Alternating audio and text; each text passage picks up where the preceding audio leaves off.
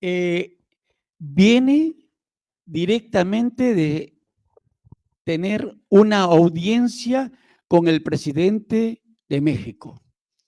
Ha estado presente en México conversando sobre justamente la situación política y jurídica de nuestro presidente Pedro Castillo Terrones.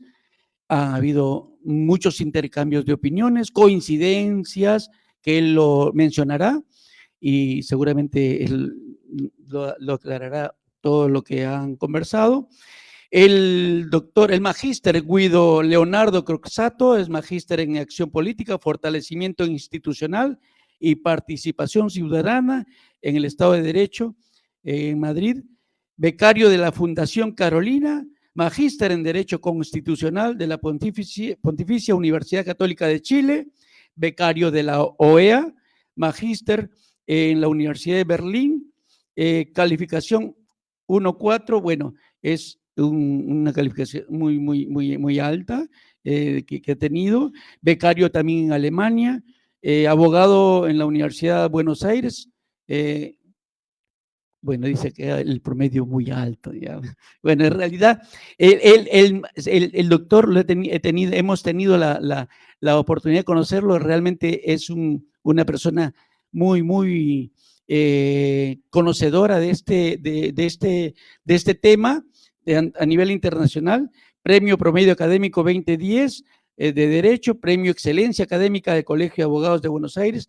En realidad, para mí es un honor y es un orgullo tenerlo entre nosotros, y la verdad es que está haciendo un esfuerzo también con mucho cariño y mucho amor también al Perú y a la Constitución y al Estado de Derecho, defensor del Estado de Derecho de nuestra patria, el doctor Guido Croxatto.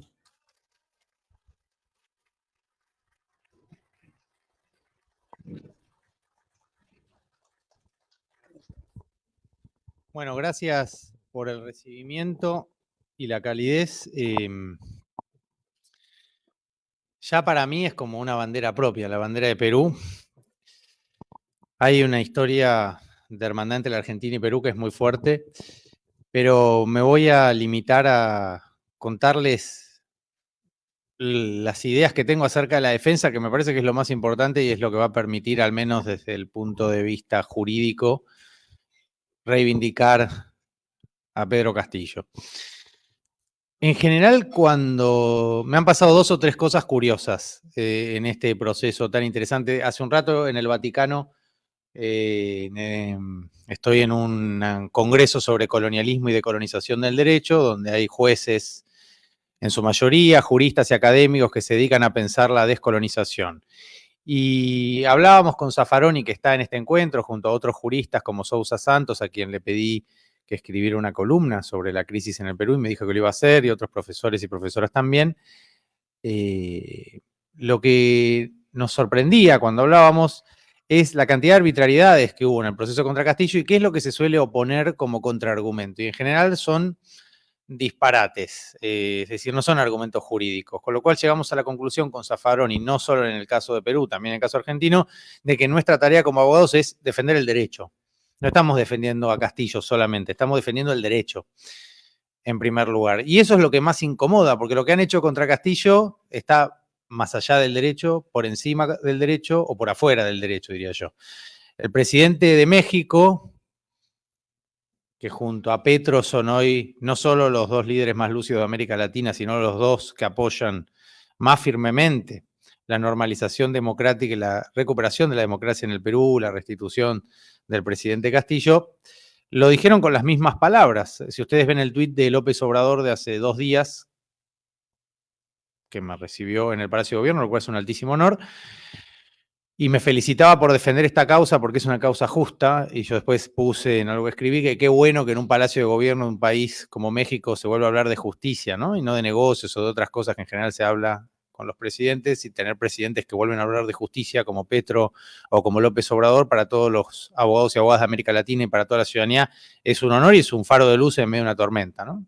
Una tormenta antidemocrática que tuvo capítulos en todos los países de la región. Hoy le toca a Perú, pero Perú no es el primero ni va a ser el último. A todos los líderes que levantan un poquito la cabeza les pasa lo que le pasó o pasa a Castillo.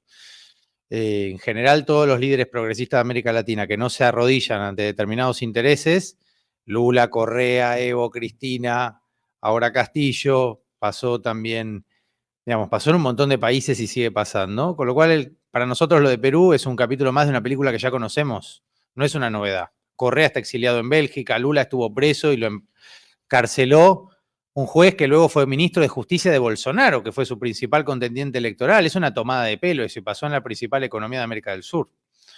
La prisión de Lula es uno de los mayores escándalos de la historia de la democracia, pero pasó, y si le pasó a Lula, ¿por qué no le va a pasar a Castillo? Un maestro rural que llega a Lima, al que no lo dejaron gobernar nunca, y cuando tuvieron alguna excusa para llevárselo puesto, lo hicieron, digamos. Fue básicamente eso lo que pasó. Pero lo han hecho mal, este es el problema. ¿O no? Para nosotros es el principal argumento de mi defensa, que es procesal. ¿Y por qué mi defensa es procesal? Porque no se trata de si a mí me cae bien o mal Castillo, de si es lindo o feo Castillo, de si es comunista o capitalista. Eso es entrar en un debate estúpido que no tiene sentido. El argumento técnico acá es que a Castillo le violaron un montón de derechos que tienen ustedes, que tengo yo, que tiene cualquier ciudadano. Se llame Castillo o se llame Pepito o Josecita, da igual. Pero han transgredido una serie de derechos, han violado la legalidad, han violado el debido proceso, han violado una serie de normas que son del sistema jurídico peruano, no es que las inventé yo en mi casa. Y eso es lo que vuelve inconstitucional la destitución de Castillo. Y nos lleva a la pregunta jurídica y política de cómo va el Perú a normalizar este desastre.